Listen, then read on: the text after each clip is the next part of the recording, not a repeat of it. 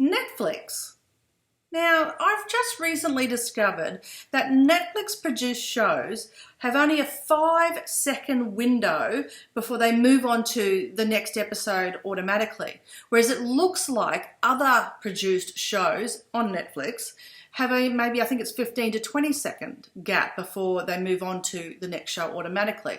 And it got me thinking, this 5 seconds is really quite clever and a little bit sneaky, maybe, because when it's only a 5-second gap, that's often not enough time to grab the remote or hit the mouse, pause or stop or close down Netflix and either go to sleep because it's getting late or go and do something different. And it helps to perpetuate the binge watching, I think.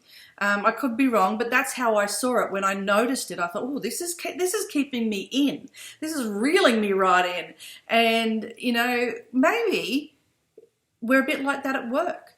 Maybe we just go from one thing to the next, to the next, to the next, almost on autopilot, and we don't stop long enough. Maybe we don't stop for the 15 to 20 seconds that it might only take to say, hang on a minute, is what I'm doing or the next task I'm going to do the best use of my time, my expertise, and my energy right now? We are all prone to being on autopilot at times, and I don't think that's necessarily as helpful or healthy for ourselves, our work, and our teams. And so this Netflix 5 seconds thing has been going around in my head, and it's really triggered that thinking about what else does just keep us in a loop without us actually stopping and assessing whether, am I making this decision because it's the easiest one?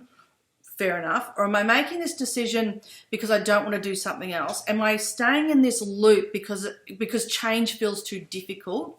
Or am I so tired because I'm in a loop that I've now got a bit of decision fatigue and the quality of my decisions have gone down?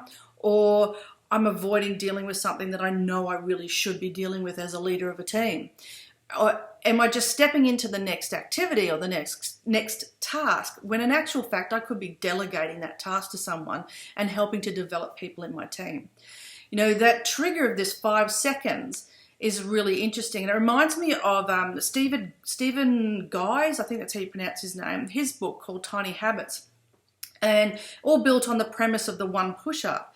If we do one push-up while we're down, we may as well do more, right?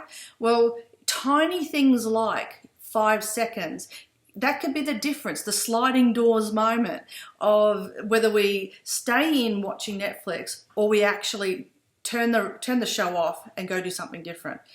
And I want to suggest that maybe we pay attention to what we're doing a little bit more, be a bit more present in what are the loops that we're staying in, as opposed to stopping and checking that the next thing we do is actually the best use of our time.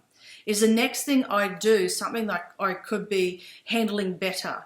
Is the next use of my time something that could be delegated to someone? Food for thought. Love to know what your thoughts are. Bye for now.